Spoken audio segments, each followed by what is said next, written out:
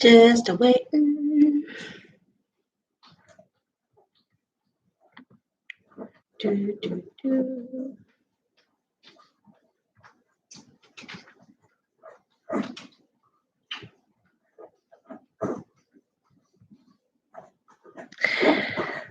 So I can't quite see who's here yet. So when you guys get here, please let me know by saying hello.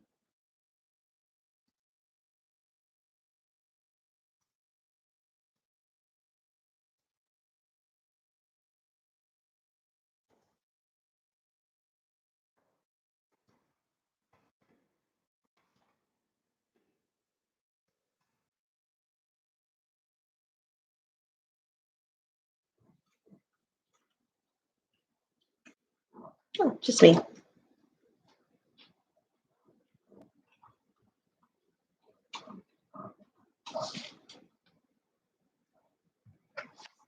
Hi. Oops, sorry, Frank.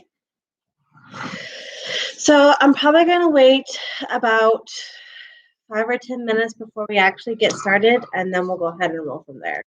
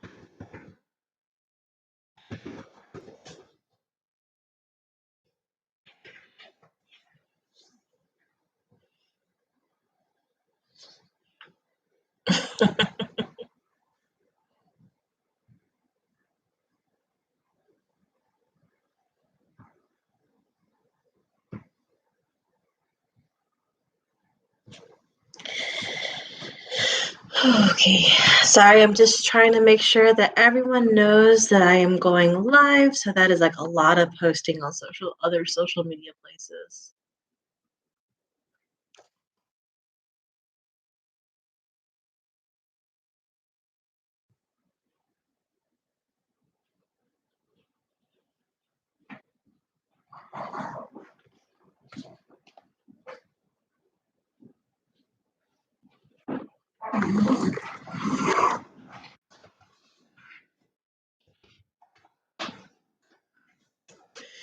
So Wendy, I was just letting Neil know that I was posting up to other social sites so that I can let everyone know that we're live. And then we'll probably wait about 5 minutes or so just to give everyone a chance to come in. And then we'll go ahead and get started. Frank, none of that.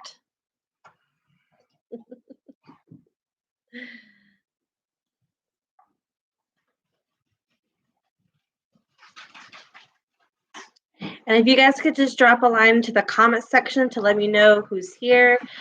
I'm also doing a release party giveaway, and I'll go into more details of that later, but I need to make sure that I have everyone's name.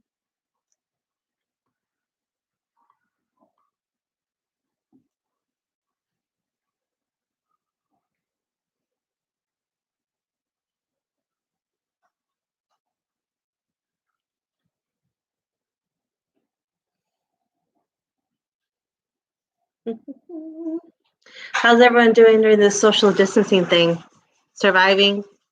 Not eating all of your was supposed to be quarantine food because I had to stop buying that mess because all I was doing was snacking.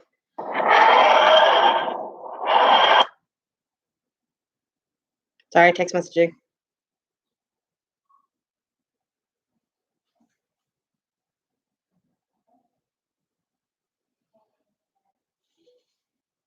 So, turn that off.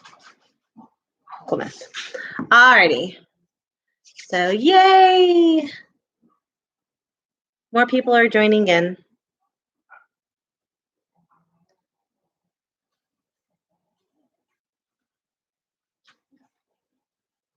Can you guys hear me okay? Can you sort of let me know and make sure you guys can hear me? I see the little microphone thingy working, but if someone could just go, yeah, no, that'd be great. Because I've never done one of these before, so I kind of have no idea how well the sound is working.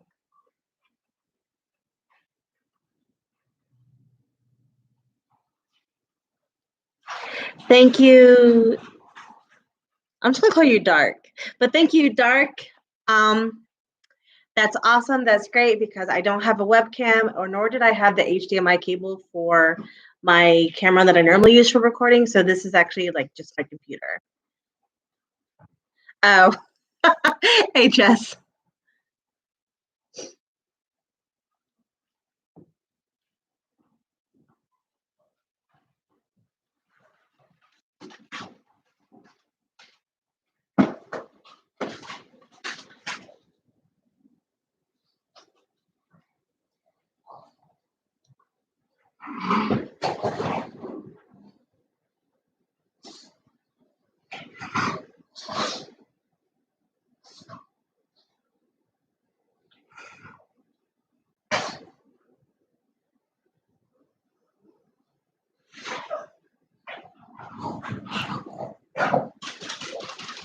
Oh yeah, this is actually just my kitchen. Well, not really my kitchen, but it's my dining room area. And I figured I want to do this in some place that was different than my office. So, but thank you. I'm super mega excited because this is just a whole new series that we will be going into later.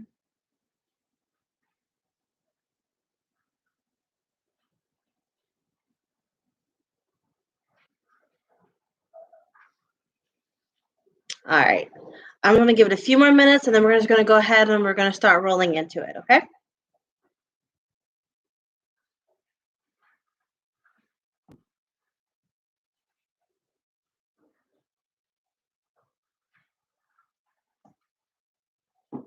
Hi, Claire. Oh, and this is a very adult-friendly event, so if you want to go ahead and partake in the liquid libations, go ahead. Because I know that I am. Oh my goodness.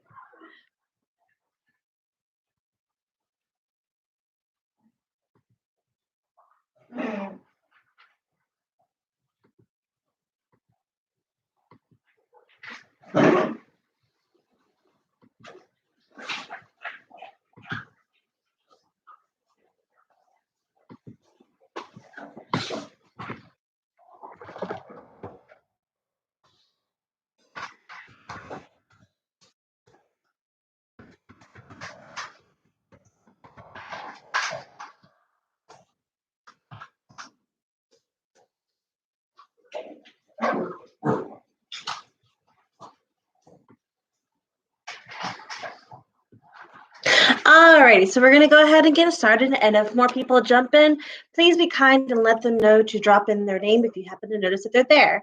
So, hello, my friends. I am well, one, I'm kind of sad because in all honesty, I would have loved to have done this in person and in page 158, which is like my favorite little local indie bookstore. But alas, this Rona got us on lockdown. So this is sort of the best way that I figured that we could do it. So first things first, I need to do my first round of giveaways for this exclusive little journal that I had ordered explicitly for this release. Now, if you have no idea what I'm talking about, a couple weeks prior to the release of the Serpent's Coils, I was doing like a media blitz thing, and I'm going to just do the drawing for that. So you might hear like a little ticky ticky, and I will call the first person's name. And I might need a pen and paper for this. What? Excuse me. Alrighty, and our first winner of the Media Blitz giveaway is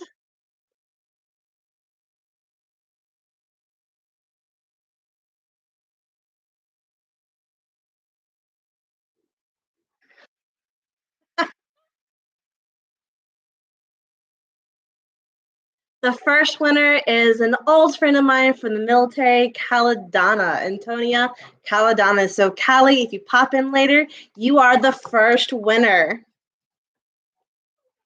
All right, so that means that there are 6 journal thingies left to give away. And at the end of this event, someone will be getting a free signed copy of the Serpent's Coils. Look at this beautiful beast right here. I mean, seriously, this is a sexy piece of literature right here. Like, I'm still in amazement over it. So I'm going to open the floor to you guys. We can either do a Q&A session first, or I can read an insert from the first chapter. Yes, Claire, I see your hands going up. What's going on, chickadee?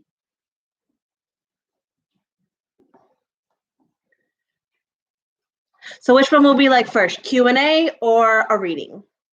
And I'll let you guys type it in.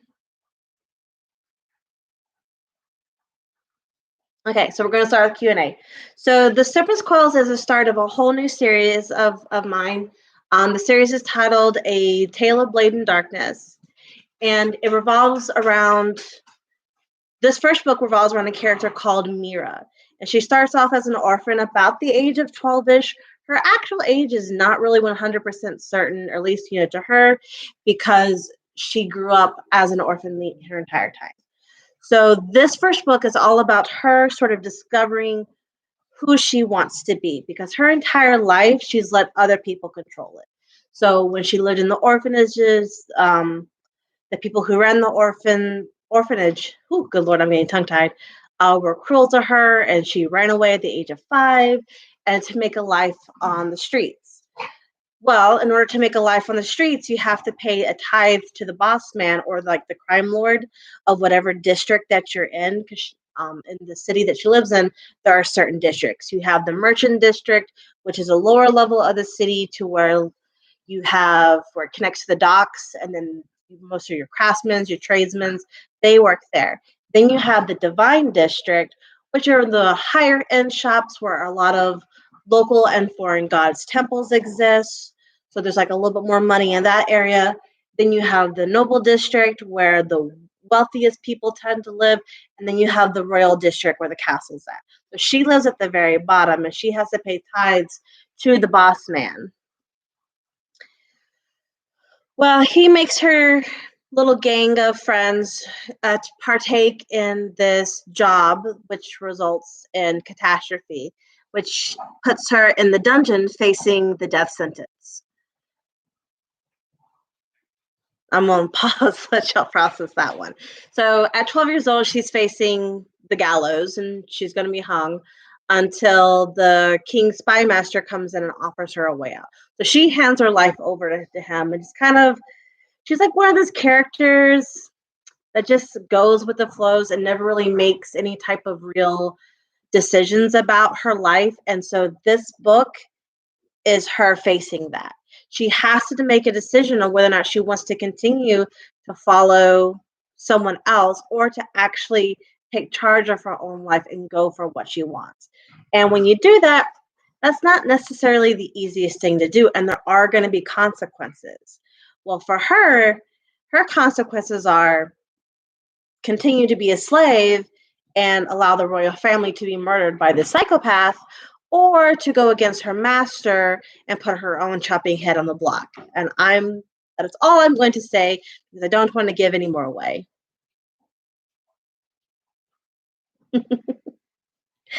Does anyone else have any other questions about the book or my writing process or just anything in general?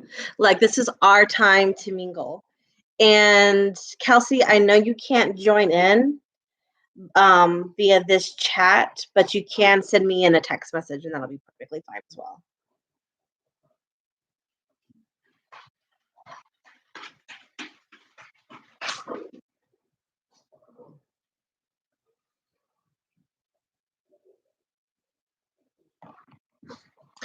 So while you guys are working on any other questions that you may have, I'm going to go ahead and do another winning wheel. So let's see who wins the next journal.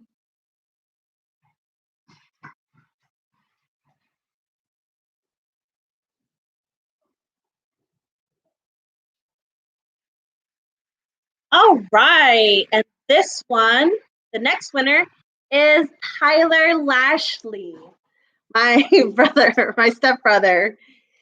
I love you, Tyler, but so you get to have one of your own. Huzzah! Yay! Hi, Stina. I'm so glad you can make it. So the longest chapter to write. Ooh, oh, good God, the longest chapter. I would have to say probably the first chapter was the longest, and any one of my betas could actually contest that because I had one person tell me that I needed to split it up because it was like it was long. Like that ended up becoming 2 full chapters, and I think like when I was typing it out, it was 22 pages and like the normal like 8 by 11. But like when you format that down, it usually tends to double. And for most fantasy novels, that's a lot, like a 40, 50 page chapter. That's actually a lot. So that one was definitely the longest. I just wanted to put so much detail in like the first chapter, but no, I ended up having to break it up. How did I come up with the concept? Um, Kind of in a multitude of different ways. Sometimes when I get bored, I do like these doll maker things online, and it's mostly just me playing around, turning myself into like fantasy Disney princess stuff or Star Wars characters, or it's me creating OC characters, maybe potentially for a book. Sometimes I throw in the ensembles. Well, I've been making Mira for a while, but I really never knew what to do with her. And most of my story ideas kind of play out like movie scenes. So I had this scene of 2 people on an island, knowing that they had kind of been through some shit, and the male guy was just having like an existential crisis, and the female character was going, no, no, no, it's okay, it's not as bad as you think that it is, and he takes it as an opportunity to kiss her. Now, in most literature and in most movies and things, that's when the two sort of like kindle the romance or finally cement the romance or whatever. And I have never been a big fan of that because in the back of my mind, I'm like, yes, emotionally in the moment that seems sweet, but realistically, like long term wise, that's a horrible way to start an actual with a very stable relationship. So my female character cold clocks the dude and is like, why in the world would you think that I would want to be with you? I'm just trying to make you feel better. We just went through this crap. My entire world has changed. I don't even know who I am anymore. How am I supposed to know how to be in a relationship when I don't even know who I am? And as someone who read a lot of like romance driven stuff as a kid, I was never really big into romances. And I have lost count of how many times I've told friends in the past and even myself, how can you expect to be good in a relationship if you are a garbage person right now? You don't know what you want, so you're just going to take anything that you get, and you're probably going to get something that's not good for you. And I really wanted that. Plus, kicking the trope aside of falling in love after traumatic events into basically into the garbage. And that's kind of how I came up with this idea for this story. So it was a mixture of creating characters online when I really should have been writing something else, and a really powerful and moving scene in my head that I feel like more people need to see. Great question, Claire, and I felt like I was rambling. Okay, so I have one. I have a text in from Kelsey. Um, she goes, "Are the characters based off of people that I know?" Not usually. I tend to pick elements from people around me because it's really hard to create an entire person from scratch. Usually, what you do is you'll maybe find like an image online that you like, or you have a personality of someone that you just think really should be in a book, but you don't want to use that person's image outright because that is illegal. Um, but for this book, I honestly don't think I'm really using anyone that I know. Hold on, let me think about that really quick. I really can't tell you.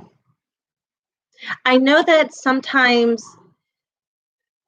Mira has some not so nice elements of myself in her, and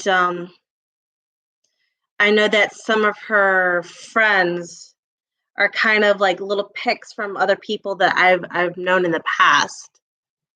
And but some characters going forward are definitely kind of semi-inspired by people that I've met and love, whether they're just friends or they are romantic interest or they are the wise old mentor type of thing. And you'll be amazed at some of the people who end up playing like the wise old mentor. Excellent question.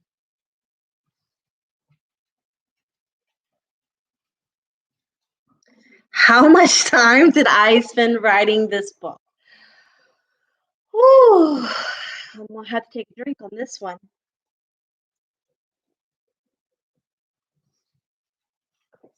Um, I spent a year just in world building. So I knew that with the completion of the Lost Guardian trilogy, that was a very safe bet. That was kind of like a little safe play, entering, dipping my toes into the writing world. And this book is basically balls to the wall, all out. So I really wanted to do a lot of new things. So the world is completely one of my own design. I created the country that we're in, plus other countries that they are going to be traveling to.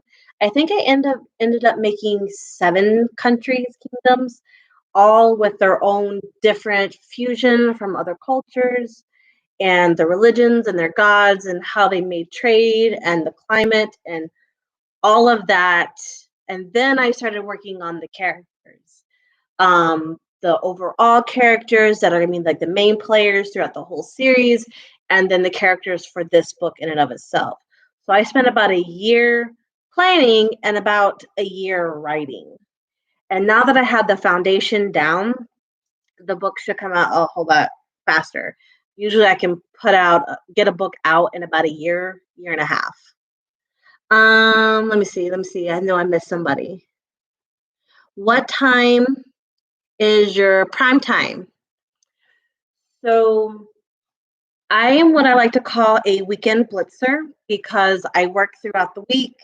And honestly, there's just not enough time during the work week to get anything done between work, clubs, gyms, social life. There really isn't enough. So I tend to reserve a lot of my bulk writing for the weekend. So that's Friday night, Saturday, and Sunday. And then, of course, during the breaks from school is when I do a lot of my writing. I try to do a little bit of something book related every day. I usually schedule about like an hour at the end of the day during the work week. And that could be planning, maybe a little bit of writing, a little bit of editing, or working on like my social media stuff. All right, let me see. How many pages? So this book is, let me flip to the last page because I don't have it off the top of my head. It is 445 pages, which is like, yay me. And it is just over 90,000 words. My goal for this book was to do 100,000 words, and I actually had to cut the story in half because where I was getting at, the book would have been several couple thousand, 100,000, like 200,000 words long. And as an indie author, I can't afford that the cost of that editing. So I had to break the story in half and push some things forward. But all in all, I'm still really happy with the way that this book turned out. Let me see. Make sure I didn't miss anybody.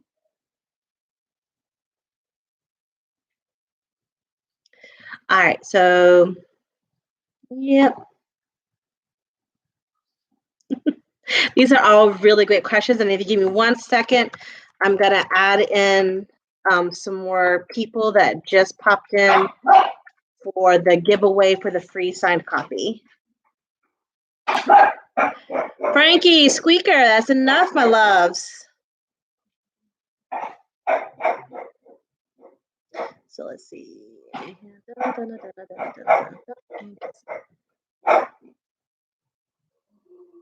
Awesome.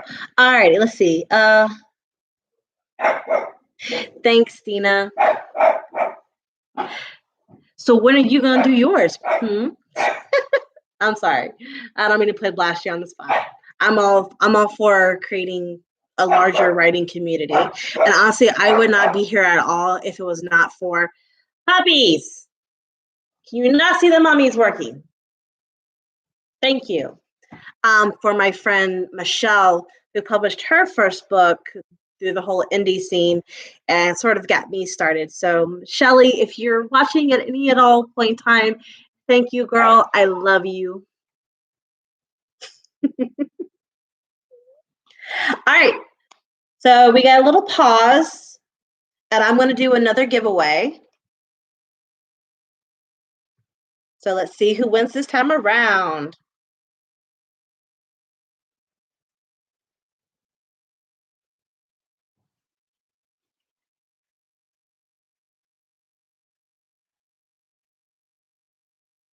All right, and the winner this time around is Mike.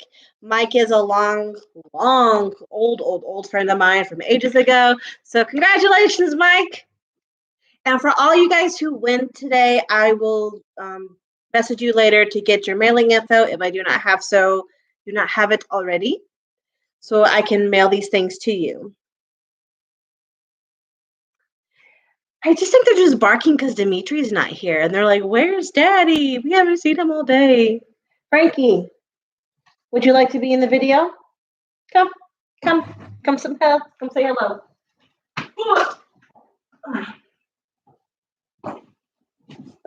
See? Now, Frank is my main writing partner right here. Yes, you are. When I am holed away up in my office, typing away, struggling, wasting time on social media, he's usually down there by my feet or on his doggy bed, just snoring away. He's also the one that tells me when I need to take my breaks, because when he thinks I've been sitting too long, which is usually roughly a couple of hours, he starts getting antsy by my feet, starts crying, and makes me get up and go for walks. So that's why he's my writing partner. Do you enjoy being mommy's writing partner? Do you? Do you enjoy it? No, I just snuggle by my feet? Mm-hmm. You ready to go down now? Say goodbye. And he's by my feet again. Hooda lolly. Alrighty. Any other questions?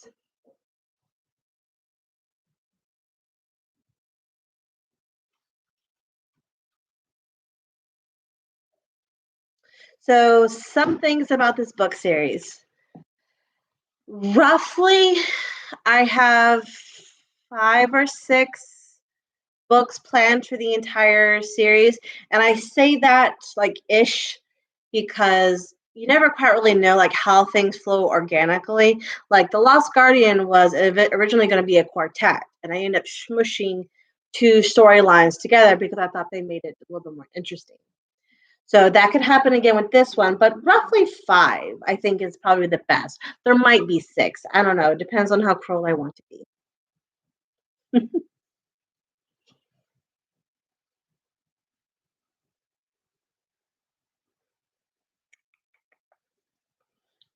So I do also want you guys to pay close attention to the items that are on the book covers. While they do not always necessarily come to play in that story, every image that is on the cover is significant in some way, shape, or form. And Neil, because you are a patron and are privy to behind the scenes information, you are not allowed to give it away.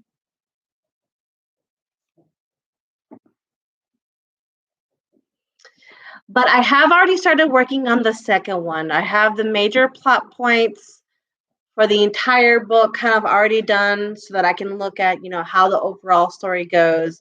And then I've also started roughly outlining the first chapter.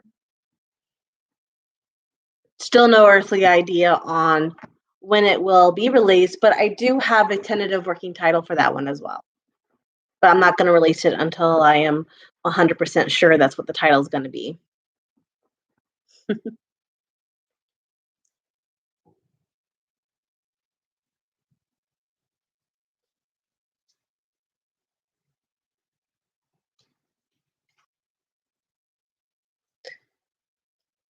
All right.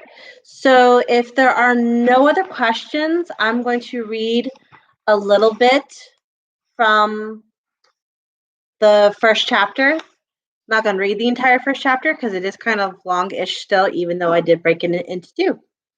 So, all right.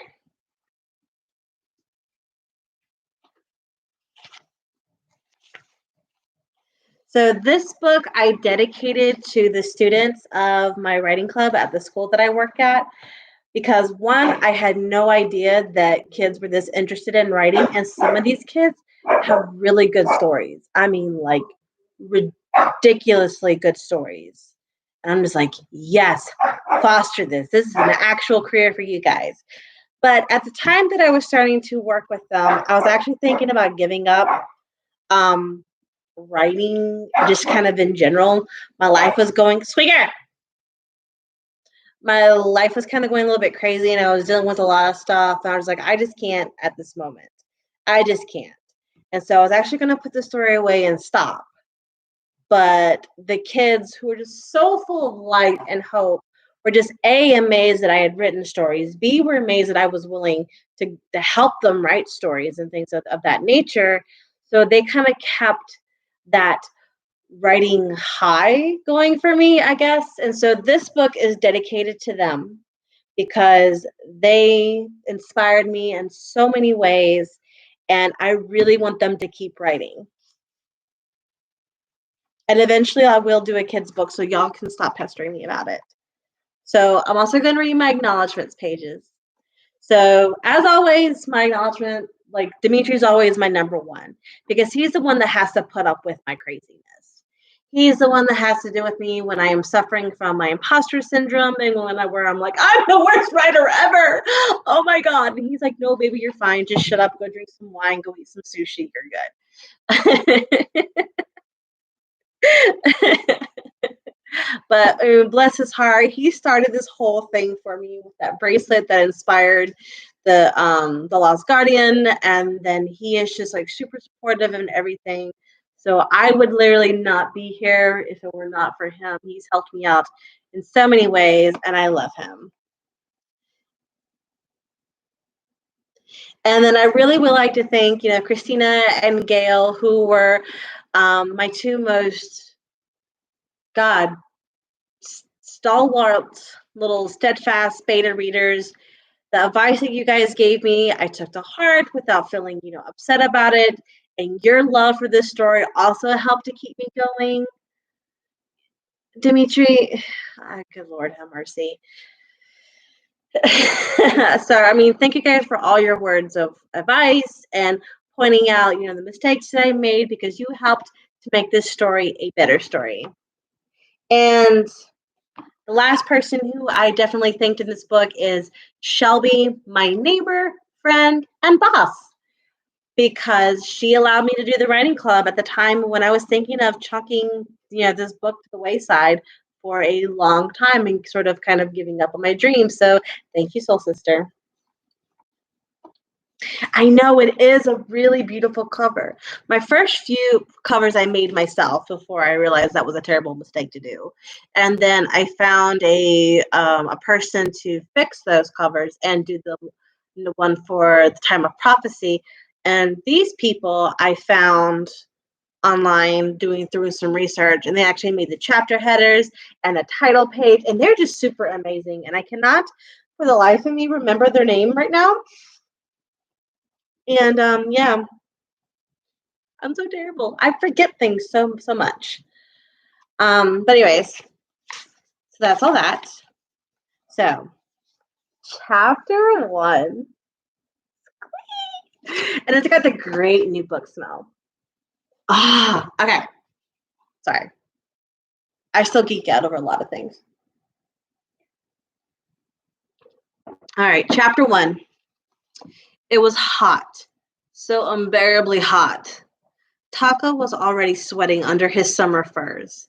He should have listened to his brother and purchased a linen garment from the Venetian traders at the last port. Well, it's too late now.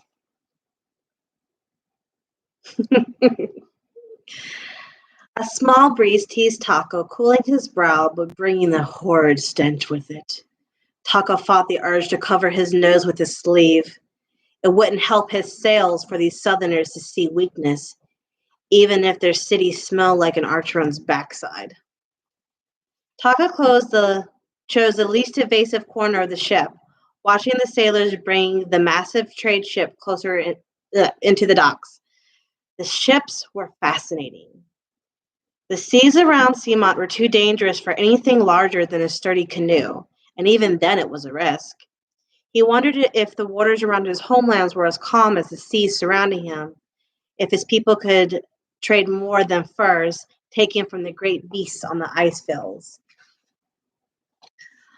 All ashore, that's going ashore. The cry shook Taka from his thoughts. He picked up his satchel, slinging it over his shoulder. Trade time. His footsteps echoed against the gangplank. He stood to the side with the other merchants, waiting for his goods to be unloaded. Luckily, he was the first off the boat. A massive pile of furs of varying shades and sizes were lowered to the docks by an enormous wrench. Will you be needing a cart? Taka turned. The captain stood behind him, shadowed by a sickly-looking man with a ledger. No, I have a contact in the city. The captain nodded, stepping off to inspect the other goods being unloaded. The sickly man walked up to Taka and coughed pointedly. Taka rolled his eyes and tossed him a small coin purse, payment for safe arrival. The sickly man took the purse, scribbling into his ledger. Return passage? We sail in 2 days. Again, Taka shook his head. The sickly man scurried off to retrieve the payment from the others. Taka checked the straps, securing the furs together. The last thing he needed was for the bundle to fall apart, ruining the pelts. And I'm really going to butcher these next parts because it's not in my own language. I tried to borrow from actual cultures that I was dealing with. And so, yeah, Eskimo or Inuit. So, clearly not me. So, Taka, Koananipit.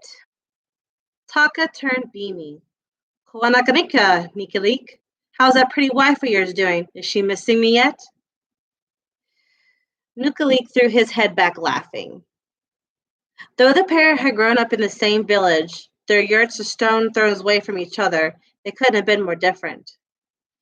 Nikalik left to join the priesthood when he turned 13, the age of manhood, while Taka stayed, becoming a trader. Nikalik wore robes of their god, although to alter to accommodate the southern heat. His hair hung loosely around his shoulders, black and shiny. Taka's furs were worn and sea-stained. His hair was in a long plait down his back. Though they were a part of 2 different worlds, once together, they quickly fell into old habits, conversing in their native tongue rather than the common used in Undros. It's always good to see you, my friend, Nikalik said, clasping Taka on the shoulder. Let's load up the cart and you can fill me in everything from home. How much longer is your indenture? A careless shrug. A few more years, I think. They don't really give you a concrete answer. One priestess was only here for a season before they released her. But you've been here for 3 years already. And 2 years before that, you were at the Holy Isles. Again, Nikalik shrugged. I think it's because I studied under the smelter. There were a lot of things that needed to be fixed in the temple. Taka made a noncommittal noise in the back of his throat. Gods and priesthoods were things he knew little about. Give him the physical world were problems he could solve with his hands any day.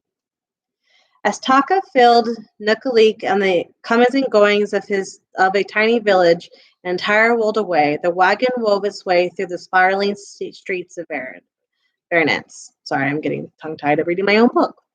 He always admired the old kings and queens who looked up at the massive hill rising from the shoreline and ended in a cliff, thinking, why not build a city here? Their destination was the temple of Etunuis in the Divine District, but to get there, they had to wind their way through the lower Merchant District, a short trip from the docks. Taka would come back tomorrow and sell the furs that the temple didn't take.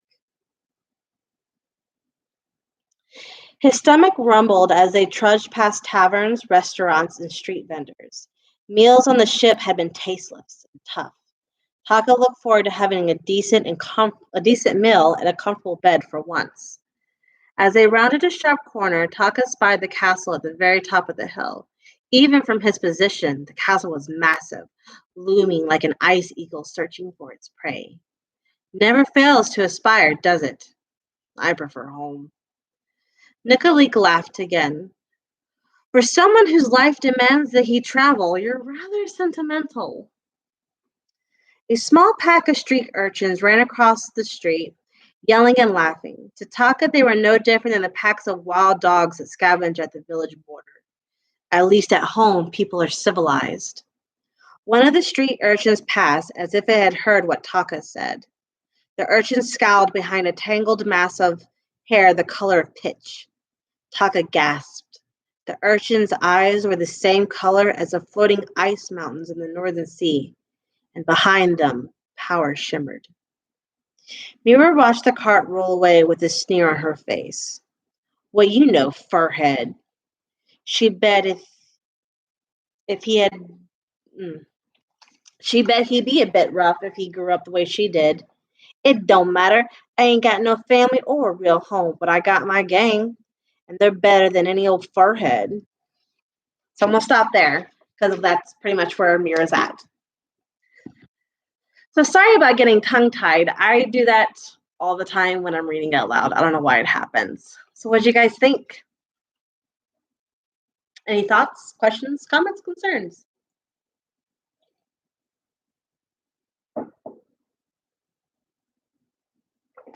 Ah, Shelby, you made it!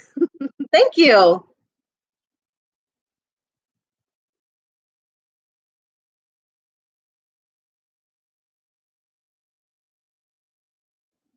So I'm gonna pause there and I'm gonna do another giveaway for the journals.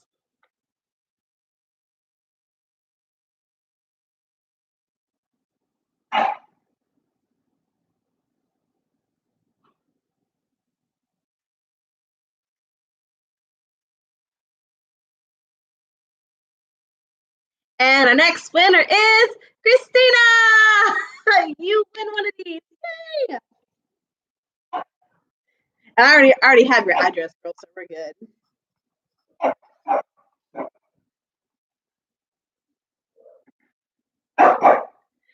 Thanks, Jessica. I'm really glad that you liked it. Thanks, Neil. Ooh, da lolly. Yeah, I usually tend to rewrite the first chapter like at least 6 times. And before I'm satisfied enough with it to move on. Yep, happy dancing.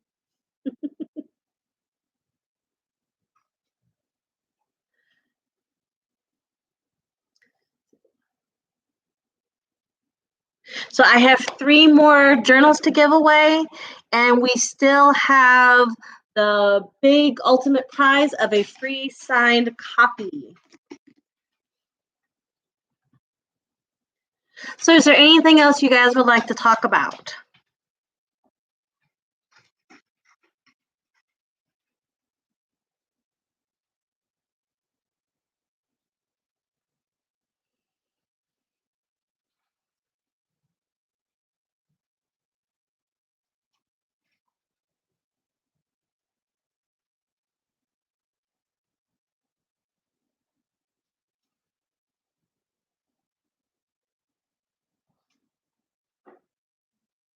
Nope.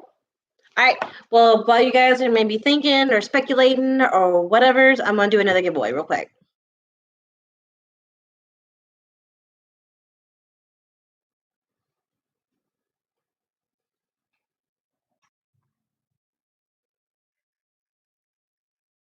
All right, and the next one is I am a writer, I swear.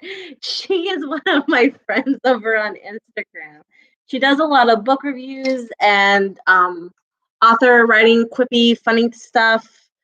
I absolutely love her. And if you guys like other authors and stuff like that, I would highly recommend checking her out.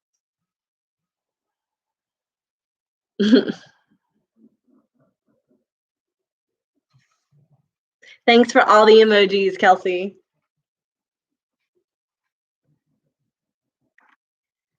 I am excited and nerve wracking for you guys to read it as well.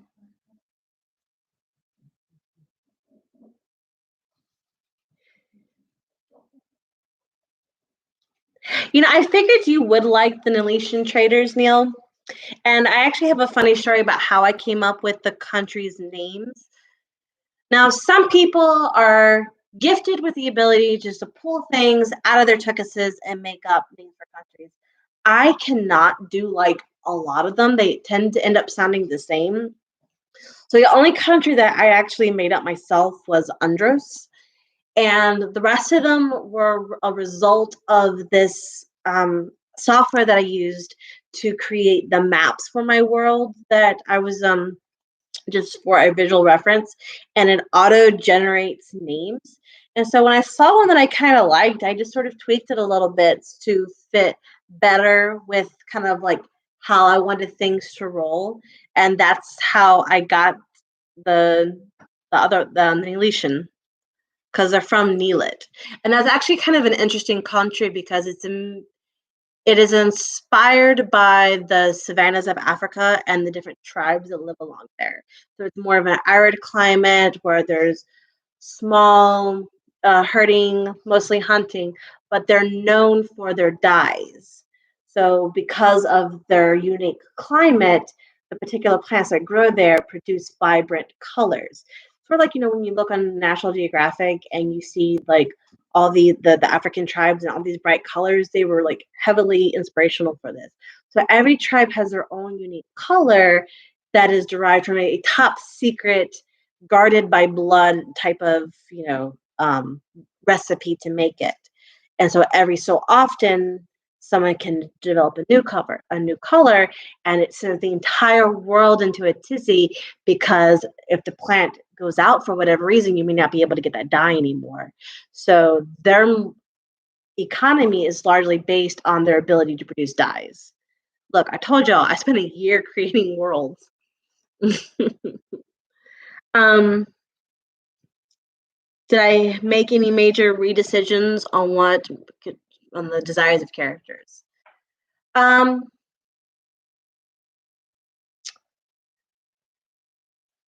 did I change any characters' decisions? Not really. When I broke the book up, I just kind of had to push some character development a little bit sooner than I had originally anticipated. But the main theme of what I wanted to have happen in this book still happened in a very similar fashion as to the way I had originally planned it. Now, the prince comes to play in more in the second book. And I did have to rework a lot of his character and arc because I wanted to make him suffer more. Yeah. And I really wanted to give him a more troublesome arc. Now, I did add in some newer things to this book that I originally hadn't intended. They just kind of came out with the writing. There's a little bit. There's some hints here and there of the greater overarching story.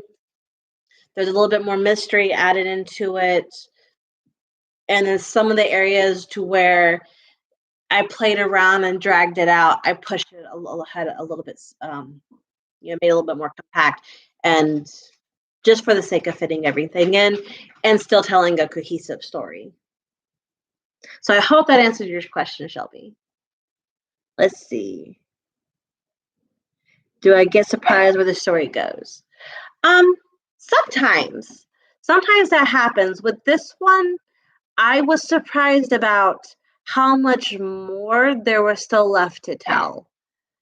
Like I knew kind of what I wanted to have this one end on.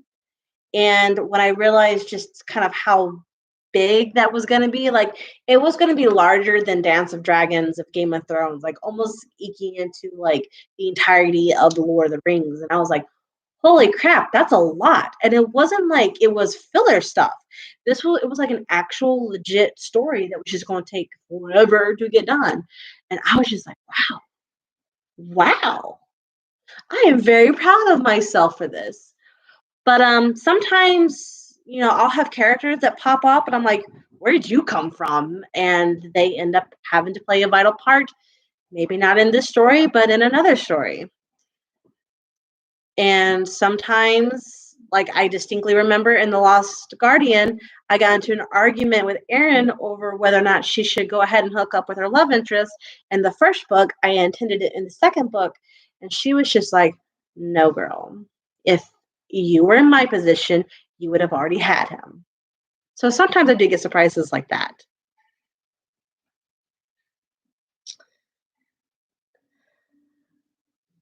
At least 6. That's roughly what I have roughly outlined right now.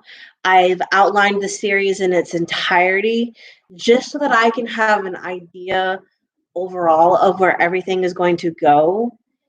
And that way I can plan when characters come in, when nifty little bits of information are going to get dropped that come to play in later, and start to lay down groundwork for later stories. So as it stands right now, there are 6. That might change as I write because while I do outline and plan and structure, I still tend to write organically. So if something happens that will end up causing to have a whole other book to complete that thread of the story, if I can't figure out a way to weave it into what I already have, then I'll just make another book for it. If something happens a lot faster, I'm gonna realize like, well, oh crap, I'm not ready to end this story yet because it's not complete like I thought it would be. I'm going to have to pull from this next book. So then I might split a book in half between 2 other ones and then we lose another book. So, like I said, 6 is a rough one that I have, but that could change as I write. Ha ha, Neil, dad puns, dun, dun,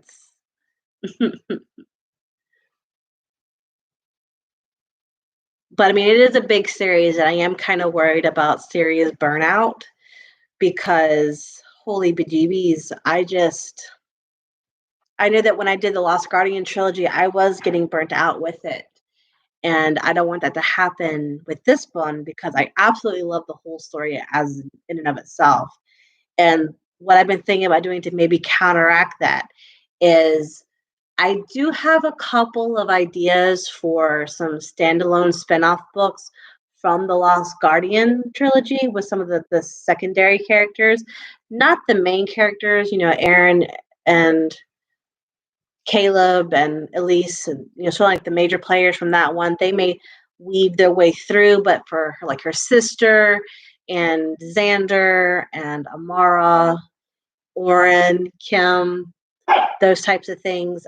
Jacques in the Bayous and Remy from the Bayou as well. So I do have a couple of standalone ones that might, I could do like in between just to give myself a break from the Tale of Blade and Darkness series so I don't get burnt out. And that is a random tidbit.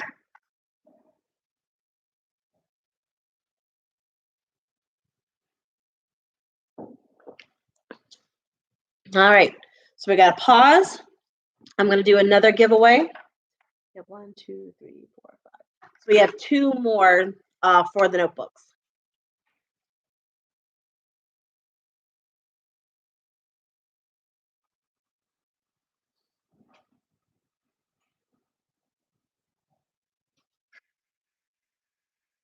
All right, and this one is number 1849, and this is a follower over from Instagram. So he participated in the giveaway or in the media blitz by liking, following, sharing, tagging, and all that fun jazz. And so he gets a new one. I don't know him so well, but congratulations, my friend.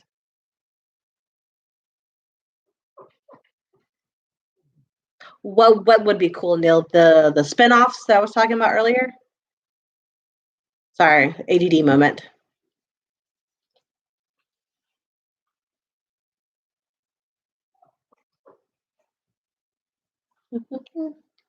Frankie.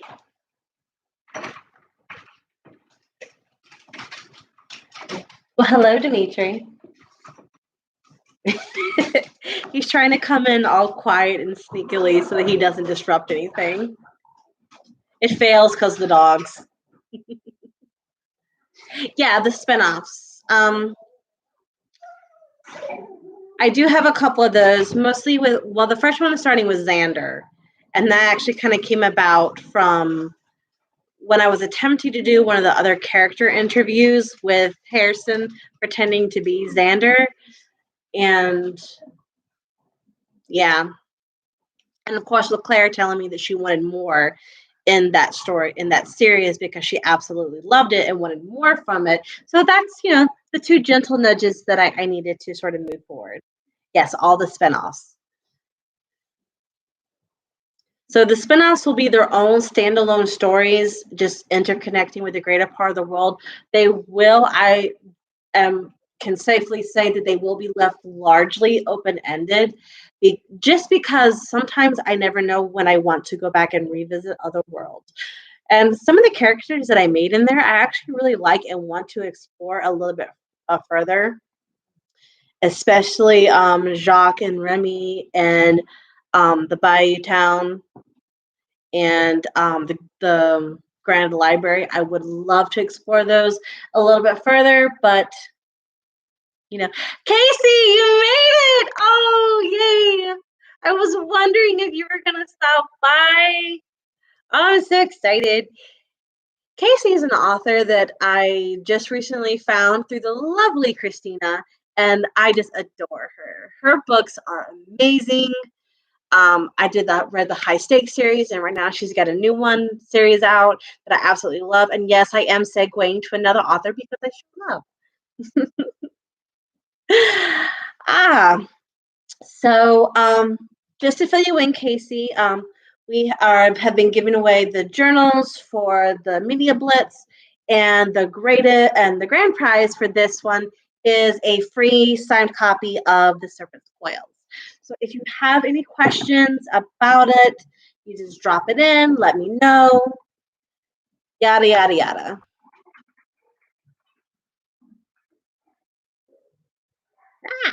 Sorry, I lost my sticky.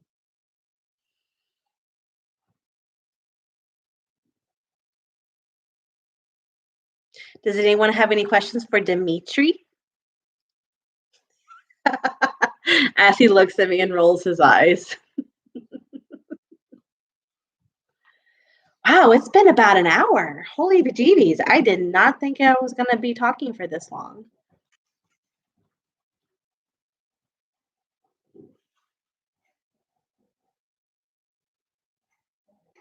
So cool. I'm going to go ahead and do the last giveaway for the notebooks.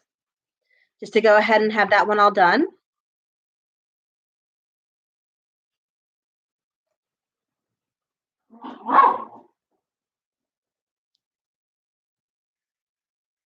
And our last winner is Grace with Books.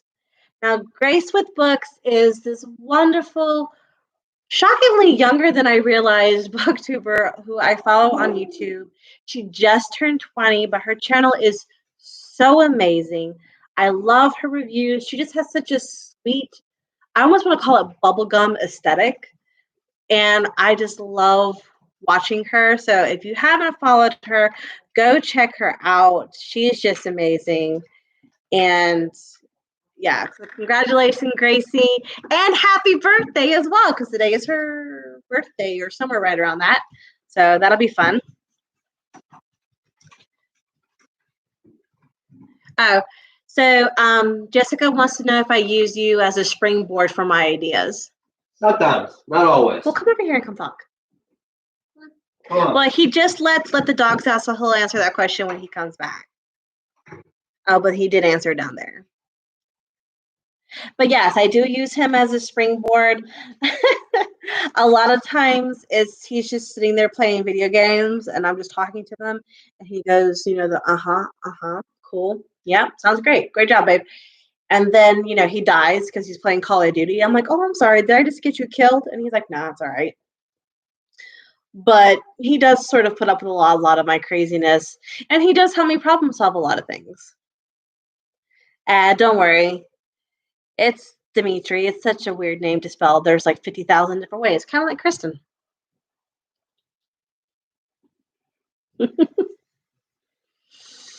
All right.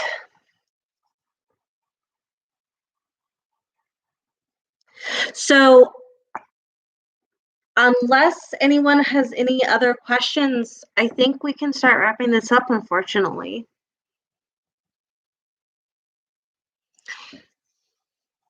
Is there any last little thing that you guys want to know before we step off? And I do my giveaway for the signed copy. Don't worry, I'm not going to forget that.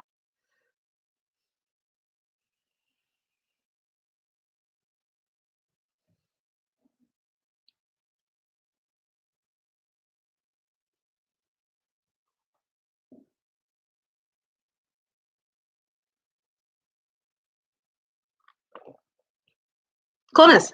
So, first and foremost, thank you guys so much for coming out tonight.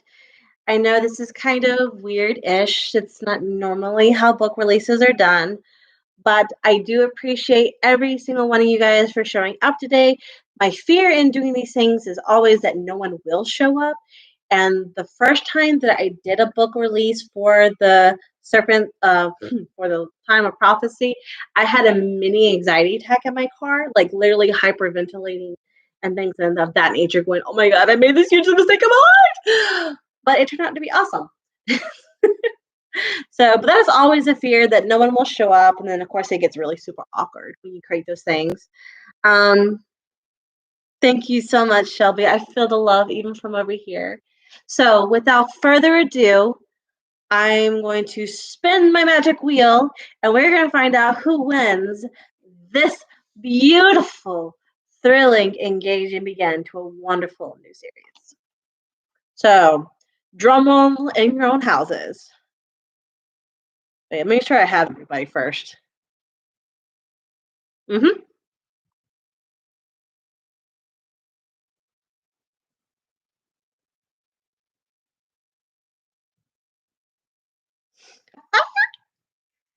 And